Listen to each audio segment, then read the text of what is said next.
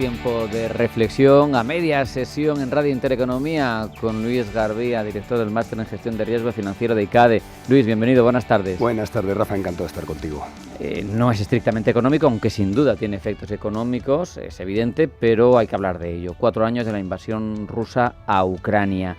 Algo que fíjate, más allá del drama, que es lo primero, obviamente, ¿no? Pero si me aprietas y me dices, esto no es económico, dices, ¿cómo ha cambiado, por ejemplo, los proveedores energéticos de Europa? Ya solo por eso a Estados Unidos le ha salido redonda la operación. Sí, a ver, es económico. Mis alumnos de ICADE tienen mañana un examen y una de las preguntas que les va a caer es diferencia entre inflación de oferta y de demanda.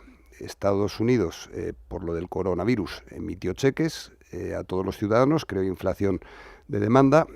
En cambio, con la guerra de Ucrania, en Europa sufrimos como la energía, el trigo, grano, claro, cómo se disparó el precio de las materias primas y tuvimos inflación de oferta. Es absolutamente económico, impacto geopolítico brutal.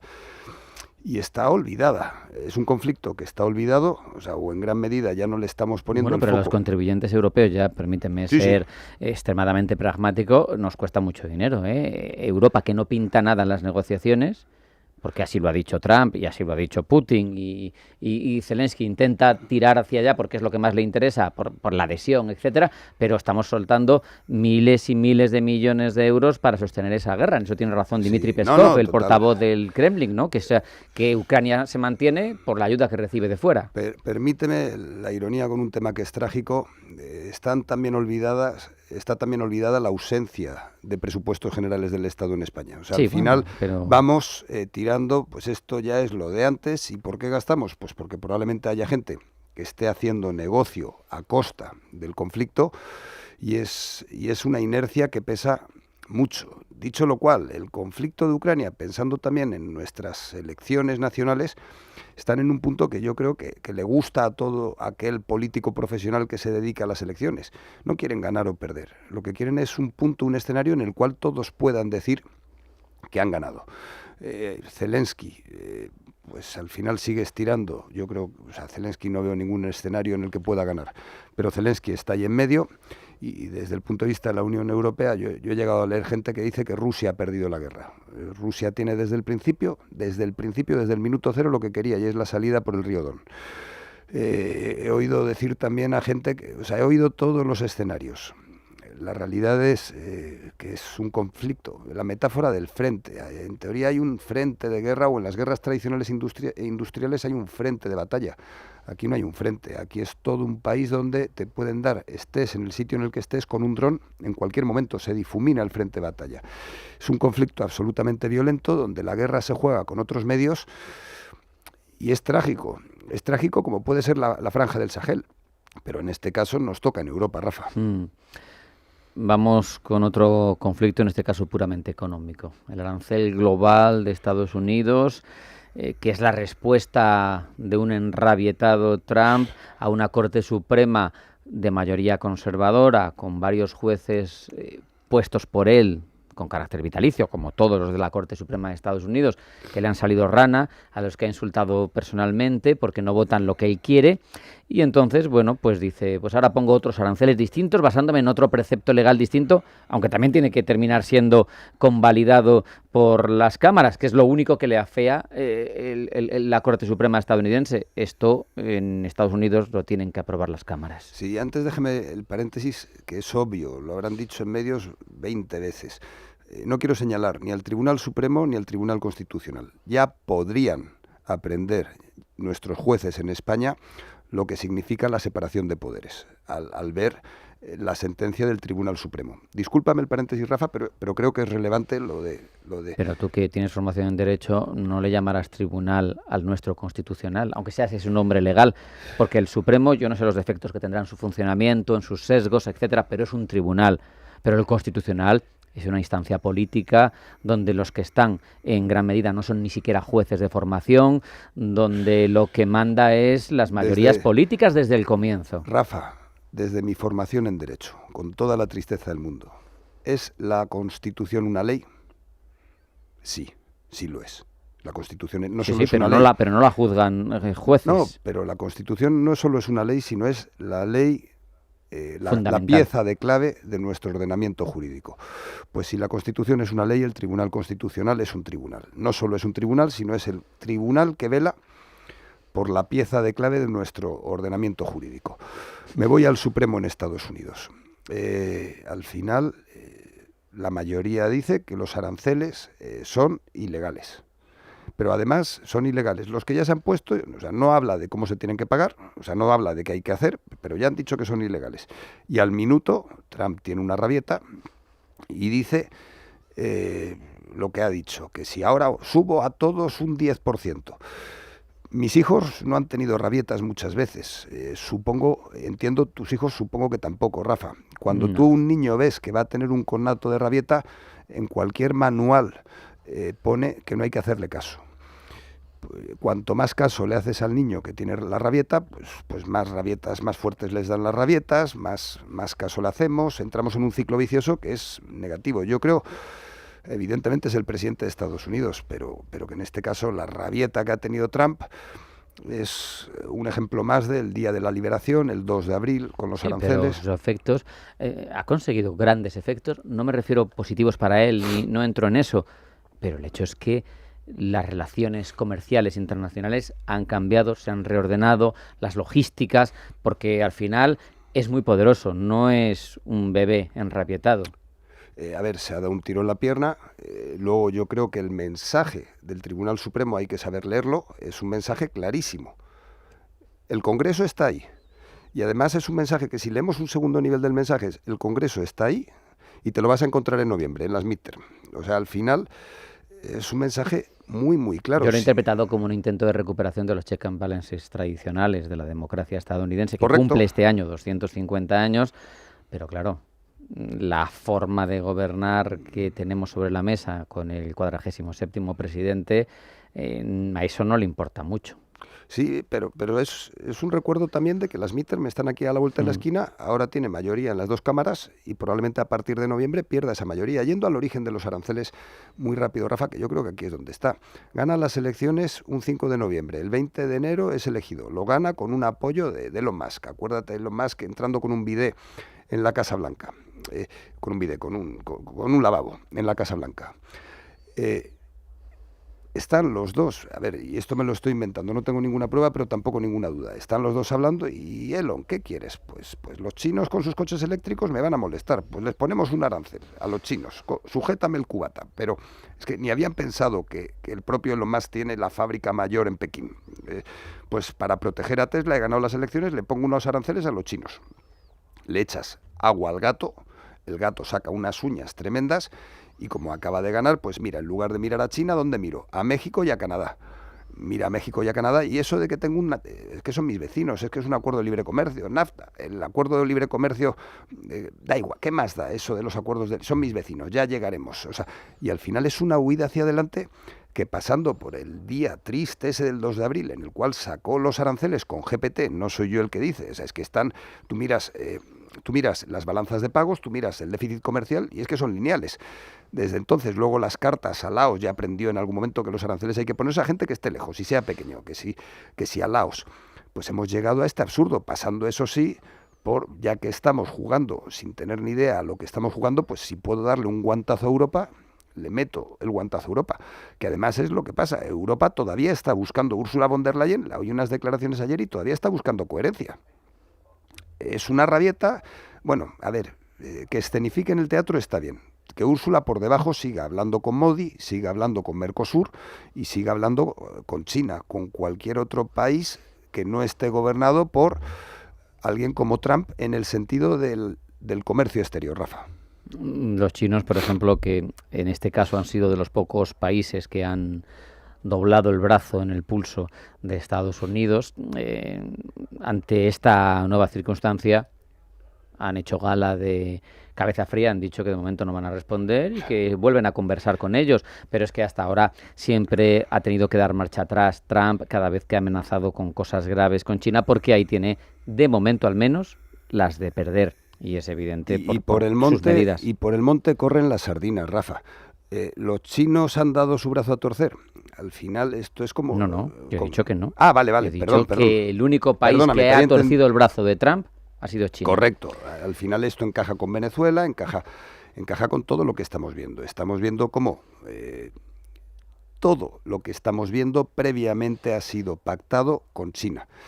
Tenemos final del mes de marzo, tenemos esa reunión bilateral Estados Unidos-China que probablemente dará mucho que hablar, Rafa. Esperemos, porque ahí, igual leyendo entre líneas y entresacando, sí que por lo menos se puede avanzar algo de por dónde van esos equilibrios que son quienes están marcando el devenir del mundo ahora mismo, desde luego. Por cierto, Estados Unidos está, lo hemos hablado varias veces, articulando toda esta estrategia, acertada o no, implementada bien o no, de los aranceles, del comercio internacional, con una guinda que es ese dólar competitivo para las exportaciones, contra el que han luchado, por ejemplo, muchos países pues vendiendo dólares, otros devaluando sus monedas, y así a su vez hacen más competitivos sus propios productos hacia Estados Unidos.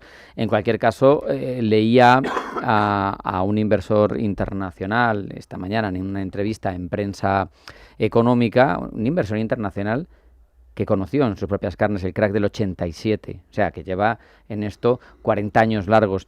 Y dice, veo que a Estados Unidos le gusta un dólar muy competitivo, pero si sigue depreciándose, se enfrenta a salidas de capital, a peligros, porque dice, está caminando en el filo de la navaja, dice, y el filo es cada vez más fino.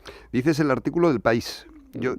Bueno. Sí, yo lo he leído esta mañana. Es Yves Bonzon. Y al final coincido con la tesis, pero como podría coincidir con la mía propia, o sea, ese mundo industrial que se acaba y entramos en un mundo digital. Al final él lo califica como capitalismo de Estado.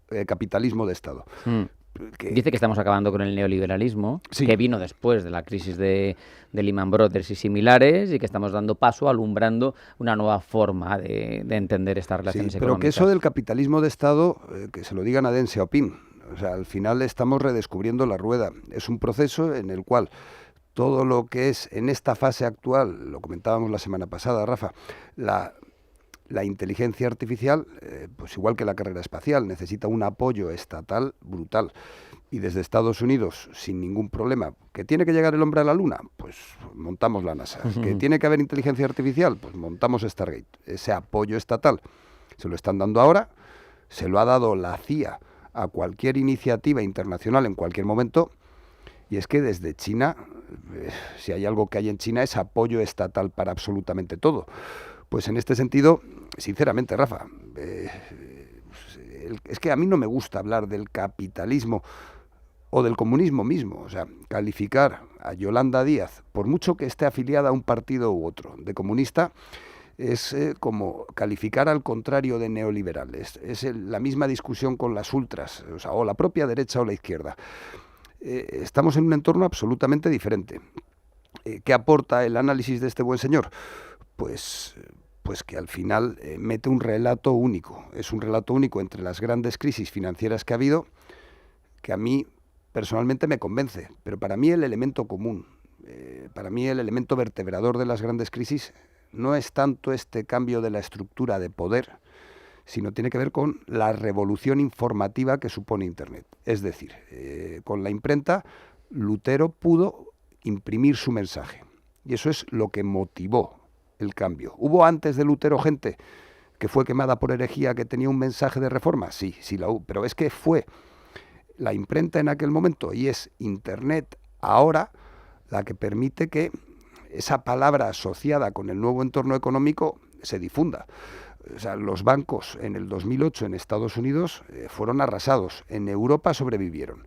Frente a esos bancos, ¿quién está ahora gobernando de hecho? Lo comentábamos la semana pasada, Rafa, ¿quién está gobernando de hecho ahora Estados Unidos? Pues las grandes multinacionales tecnológicas, más o menos, que si llevan a Mark Zuckerberg a declarar, que si le hacen un proceso, pero lo que estamos viendo es un nuevo sistema económico que para mí el elemento catárquico en el cambio de sistema económico es la revolución informativa, llámala Internet, que años después ha provocado esa revolución informativa aplicada a los procesos de producción, que ya no es la revolución industrial, ahora se llama inteligencia artificial, pero es todo un proceso. Fíjate cómo se entremezclan todas estas cuestiones. Leía también, en este caso según Financial Times, que la Junta de la Paz de Gaza, esa ONU paralela que está desarrollando o que quiere afianzar y desarrollar Trump, propone una stablecoin para Gaza, obviamente vinculada con el dólar, ¿no? Dice que simplemente para que haya algo de certidumbre en los pagos y en la utilización de dinero, bueno, en un territorio que está arrasado, por otra parte. A ver, aquí hay un proceso evolutivo y vuelvo a la metáfora evolutiva. ¿Qué diablos vas a usar una tarjeta de crédito en Gaza cuando no se puede comprar el pan con dólares? O sea, al final, que está muy bien lo de Internet, que está muy bien lo de la digitalización, pero en cualquier proceso, el cerebro humano, el neocórtex, se sostiene sobre una parte límbica y la límbica sobre una parte reptiliana. O sea, para que funcione el neocórtex humano, tenemos que comer, tenemos que poder reproducirnos, tenemos que vivir en un sitio calentito. Para que funcione Internet, tiene que haber una infraestructura previa, un sistema económico que funcione ahí. En Gaza quieren construir el neocórtex sin tener... Vamos, empezar la casa por el tejado, más sencilla. Absolutamente, te lo agradezco, Rafa, porque a veces estás con la conexión de puentes, pero es que no tienen infraestructura de ningún tipo. Que luego, a ver, desde el punto de vista de la cabeza de Trump, no está mal tirada, y que me perdonen los oyentes que no me entiendan. Al final Trump es un emprendedor, es un empresario y lo que busca es crecimiento económico. Pues él desde su cabeza dice, joder, pues vamos a convertir Gaza en un resort. Leía que días antes de que cambiara el aeropuerto de Florida de nombre, registró el Donald Trump International Airport como marca. Sí. Al final es un hombre de negocios. Y lo que pasa es que la frontera entre el hombre de Estado y el hombre de negocios no es que se haya difuminado, es que no existe en Estados Unidos ahora mismo. Sí, ya podría pasar como en España cuando dan nombres a las calles o a los aeropuertos. Es una situación diferente la de España. Mis alumnos me han llegado a mandar fotos en pleno periodo electoral de chocolatinas con la foto de Trump en los aeropuertos. O sea, tú entras en Estados Unidos y te encuentras un montón de chocolate. Si te dejan pasar, si te revisan el móvil y no tienes ninguna crítica contra él. Pero chocolate, lo más dulce que puede ser, lo más sagrado, correcto. Lo más sagrado el chocolate, a todos nos gusta. Estoy hablando claramente del de azúcar. Y te lo encuentras con la foto de Trump ahí. O sea, al final es hortera. Pero bueno, es lo que hay. Es muy curioso, nos queda nada, un minuto. Te iba a preguntar por cosas de aquí, por el 23F y la desclasificación, que a mí me parece un bluff, porque dicen además, no solo ya por la intención, sino porque dicen que sí que va a seguir habiendo cosas clasificadas porque son de alto secreto, y esas son las interesantes, ¿no? Pero ¿qué nos van a decir? ¿Que Armada, como él mismo ha declarado muchas veces, era monárquico? Si eso ya lo sabemos todos, Rafa. Sí, pero también había otras cosas interesantes hoy en el Consejo de Ministros, límite a la publicidad institucional en los medios, que eso en quienes tengan publicidad institucional seguro que es algo preocupante. Y el Constitucional iba a terminar precisamente con lo que hemos hablado antes, porque hay una demanda admitida a trámite porque no hay presupuesto, no sé qué recorrido puede tener esto, pero no nos vas a decir nada porque se ha acabado el tiempo. Luis Garbía, ICADE, muchas gracias. Placer, Rafa. Un abrazo, hasta la próxima. Nos vamos al boletín de la 1 de la tarde, lo trae Blanca, el tronco no se marchen, queda toda una hora, media sesión en Radio Intereconomía. Vamos a hablar de seguros con García Ochoa, de crowdfunding inmobiliario con Urbanitae y de marca personal con carácter. Sigue a media sesión en Radio Intereconomía, no se vayan.